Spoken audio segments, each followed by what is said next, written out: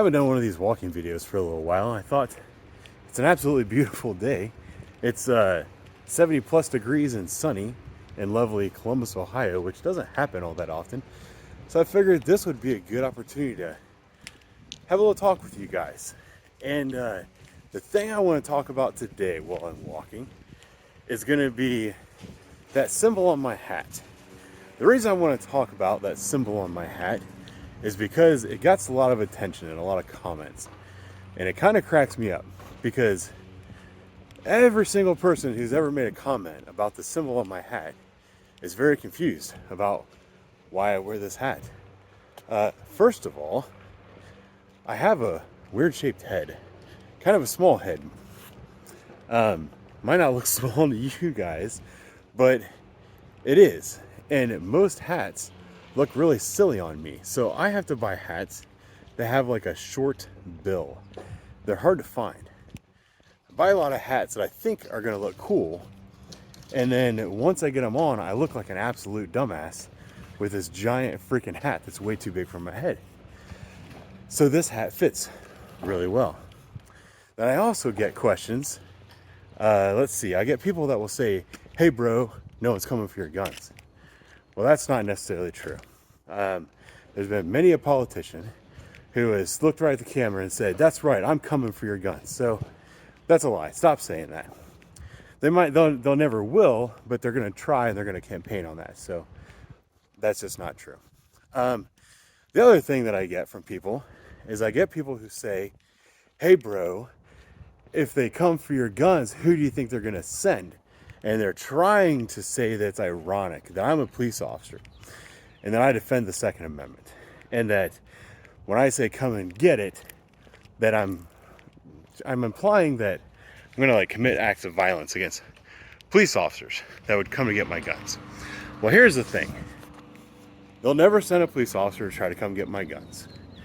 The only people who will try to come get my guns are going to be like purple-haired hippies who don't have the ability to do so. So, if one of those people wants to try to come and get them, they can bring it on, because it's not going to end well for them. And I'm not talking about murder. I'm just talking about making sure that none of my property gets taken. But the thing is, the hat really is not about any of those things. The saying on the hat isn't about any of those things. Come and take it. What that statement is, well, it was actually derived, I'm not good at Latin. Was it Moulin Labe or Milan Labe? I don't know how to pronounce it. This actually began, if you've heard about the Battle of the 300, was that Thermopylae? Was that the place where that occurred?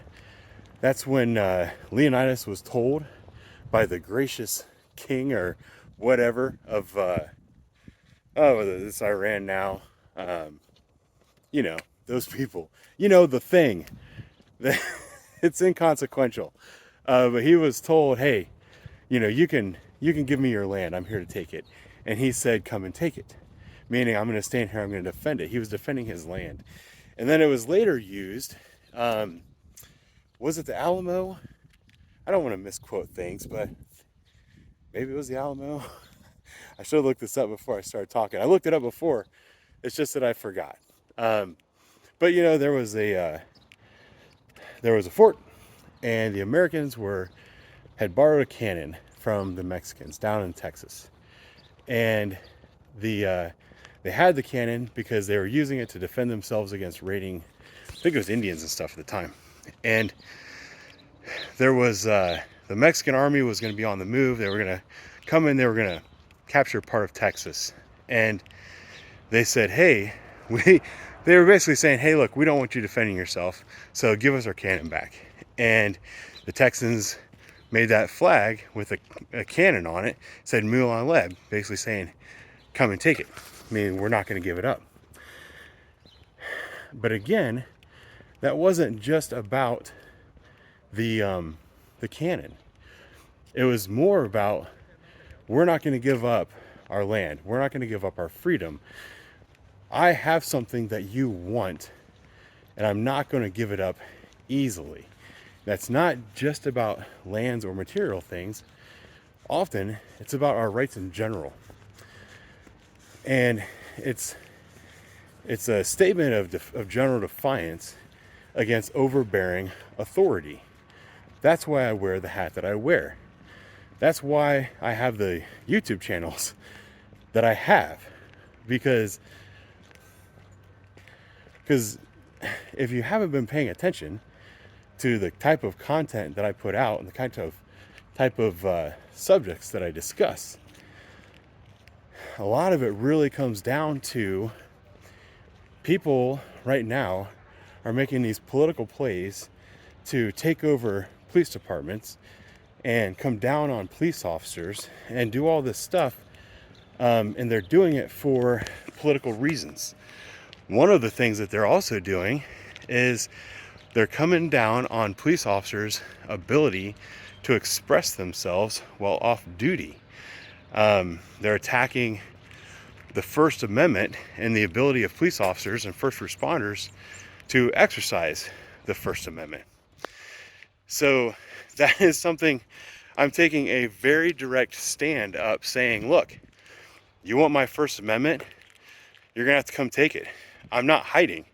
I'm actually making things very public. I'm out here making a lot of very public statements. I've had people from across the country tell me that I'm being stupid, that people are going to come for me, and all these other things. There's been some national publications, at least internet publications, that have talked about me and addressed what I do. I don't know. I'm going to keep doing what I do because it's important, because I'm not just standing up for myself. Because another thing is that when these politicians have gained the ultimate power and they've shut down everybody, there won't be anybody left to stand up.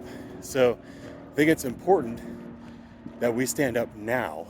I think it's ever more important that police officers stand up now and speak your mind, tell people what you believe, tell people what you're seeing on the street, and express to them and show them that the stuff that these politicians are saying is simply not true, and give the public the opportunity to do the right thing with this stuff.